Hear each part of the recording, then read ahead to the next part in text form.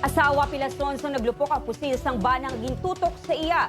Samtang lalaki, patay sang maksidente ang motorsiklo sa Sagay City. Yaring balita. Ginbawian sang kabuhi ang rider nga si alias Etok sang nakabunggo ang ginamaneho sining motorsiklo sa nakapark na truck sa atubang sang Sagay City Hall, Barangay Rizal, Sagay City.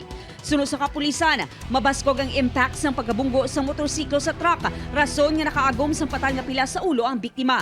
Nagwa sa investigasyon sang kapulisan nga yara sa impluensya sang makahulubog nga ilimnon. Before siya nakabunggo, according sa mga witness kabalik-balik ni siya sa wala mabalaan nga rason until such time nabungguan niya yung truck.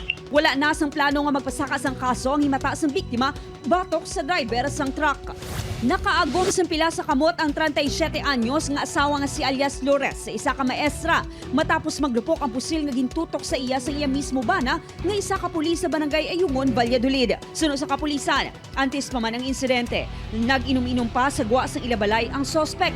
Kaupod ang ilang nga himata. Ginkap yung iyang firearms, gintutok yung pusil sa asawa. Yung talong pa niya, matulong na yung ilo yung asawa. Apang, naglupok ang pusil. Rason nga naigo ang asawa sa tuong nga kamot. Naibaluan nga 3 pa lang kaadlaw nagbunag sa ilabata ang biktima. Matapos nagpalupok, gilayon nga namurag-muragan ang sospek sunod sa kapulisan.